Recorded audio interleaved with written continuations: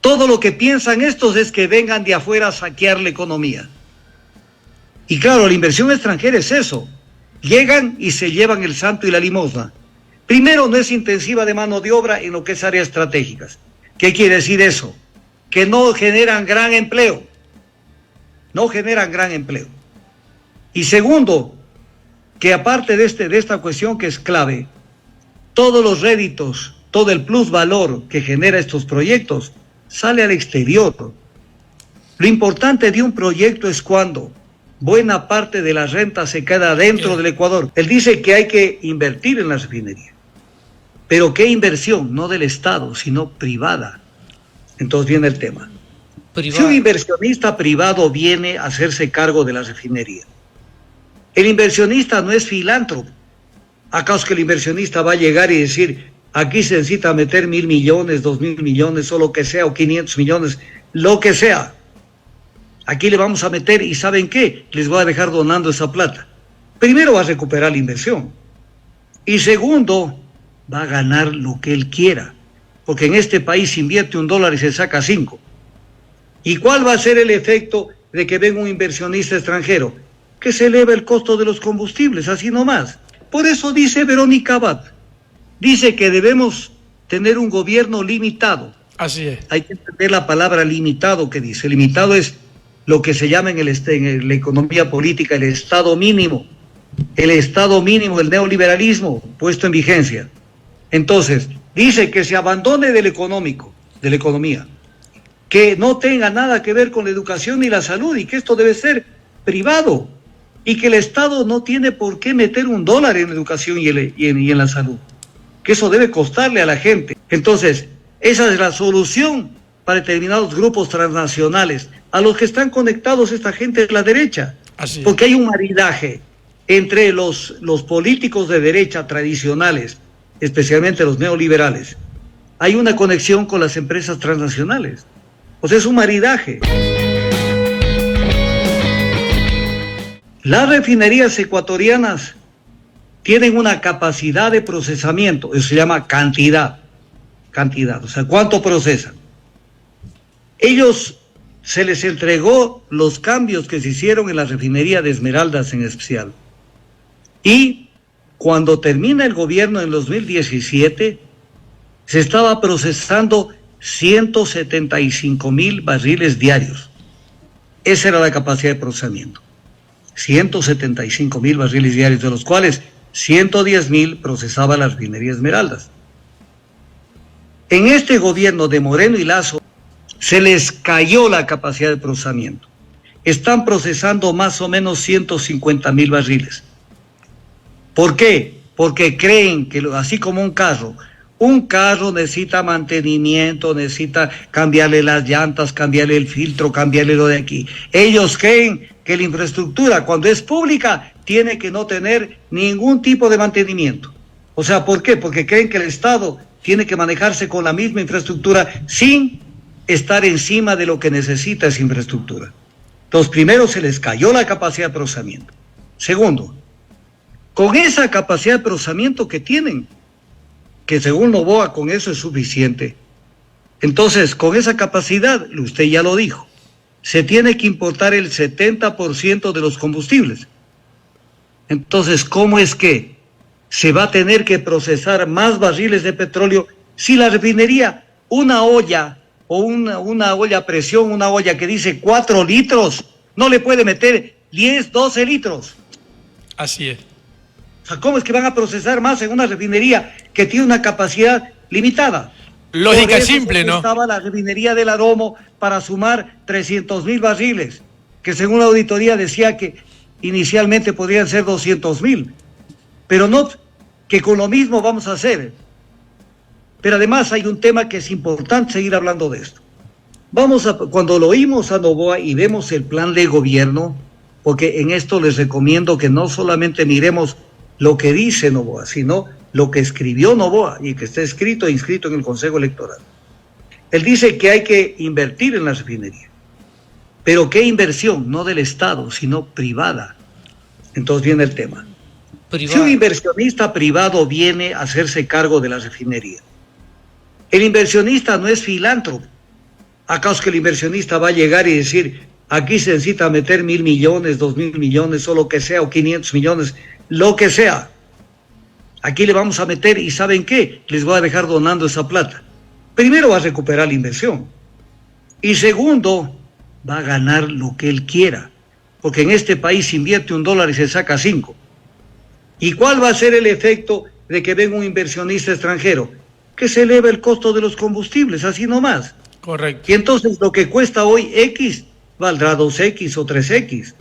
Entonces, esa es la solución para determinados grupos transnacionales a los que están conectados esta gente de la derecha. Así es. Porque hay un maridaje entre los políticos de derecha tradicionales, especialmente los neoliberales. Hay una conexión con las empresas transnacionales. O sea, es un maridaje. Lo uno trabaja para el otro y el otro para el uno. Entonces, ¿qué quieren hacer con la refinación? No se puede convertir, a ver, es un mensaje muy de fondo. Los servicios públicos, y entre ellos la refinación es un servicio público, y el expendio de combustible es un servicio público, por si acaso, para que la gente no crea que yo hablo de memoria, artículo 326, numeral 15 de la Constitución. Servicio público y además estratégico, mi estimado doctor. Sí, estratégico, pero servicio público lo señalo por lo siguiente. Sí. Servicio público no puede convertirse en un negocio, porque el momento que se ve un servicio público desde la óptica de un negocio, entonces se corrompe el tema, porque hay una empresa que quiere ganar, y que quiere ganar, ya saben cómo están acostumbrados, a ganar en exceso, con tasas de retorno de la inversión brutales. Entonces, el solo hecho de plantear que esto lo haga la empresa privada, ya de entrada estamos perdidos, porque lo que produzcan será caro y súper caro. Entonces, Novoa es eso. O sea, Novoa es, lo dice claramente en el plan de gobierno, que la inversión extranjera tendrá que venir. Pero viene un tema que es importante. El artículo 339 de la Constitución, y los que me están escuchando deberían tener la Constitución en la mano, porque es la base de muchas cosas y es la ley de leyes, como se conoce. Artículo 339 de la Constitución, ¿qué es lo que dice el 339? Que la inversión nacional será prioritaria a la extranjera y que la inversión extranjera será complementaria a la nacional. Eso lo dice el artículo 339 y que deberá regularse esos tipos de inversión. Entonces, si usted ve la óptica de Novoa, la óptica de Novoa es apoyando fundamentalmente la inversión extranjera, violando la Constitución, porque la Constitución es letra muerta, está allí. La Constitución no está ahí para que se rían. La Constitución dice eso, y si alguien tiene la Constitución en la mano, lean el artículo 339. Entonces, todo lo que piensan estos es que vengan de afuera a saquear la economía. Y claro, la inversión extranjera es eso. Llegan y se llevan el santo y la limosna. Primero, no es intensiva de mano de obra en lo que es áreas estratégicas. ¿Qué quiere decir eso? Que no generan gran empleo. No generan gran empleo. Y segundo, que aparte de esta cuestión que es clave, todos los réditos, todo el plusvalor que genera estos proyectos sale al exterior. Lo importante de un proyecto es cuando buena parte de la renta se queda dentro del Ecuador, porque un país que no tiene ahorro interno se va al diablo. Así es. Esto es economía pura. Esto no es paja, es su economía pura. Entonces, ahorro interno. Entonces, cuando aparece un candidato que todo lo quiere solucionar vendiéndolo al país, que hagan esto, que hagan acá. Por eso dice Verónica Abad, dice que debemos tener un gobierno limitado. Así es. Hay que entender la palabra limitado que dice. Limitado es lo que se llama en la economía política el Estado mínimo. El Estado mínimo del neoliberalismo puesto en vigencia.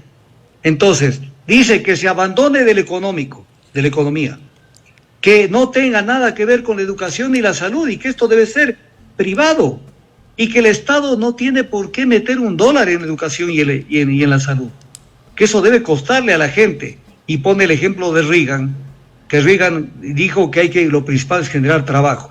Pero no es suficiente generar trabajo. Voy a poner un ejemplo. Digamos que genera trabajo, pero los servicios públicos pasan a manos privadas. Servicio de educación, servicio de salud.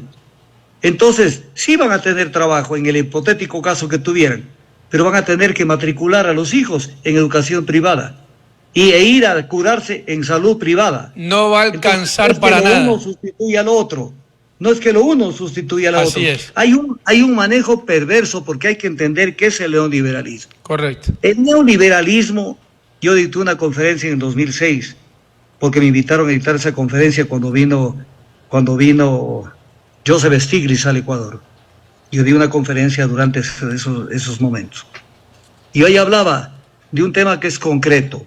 El sujeto de protección del neoliberalismo es el capital. Por eso es que protegen el capital con 1000 leyes. Que cuidado esto, que no les incauten, que no les caduquen, que no les cojan $1, que les permitan sacar sus utilidades afuera. El capital, no es el ser humano. No es el ser humano. Por eso ustedes van a ver un tema que es obvio. El capital fluye. Así es. Pero a las personas no se les permite. Las personas tienen que tener visas, tienen que atravesar el Darién, tienen que hacer una cantidad de cosas porque no interesa al neoliberalismo y al capitalismo moderno no porque ha evolucionado, sino porque es un capitalismo rampante. No le interesa beneficiar a la gente. No le interesa. No le interesa. Lo que le interesa es proteger el capital. Entonces esta gente lo sabe. Esta gente lo sabe. Y por eso es que siempre tienen un pie en el Ecuador y otro pie o más pies fuera del Ecuador.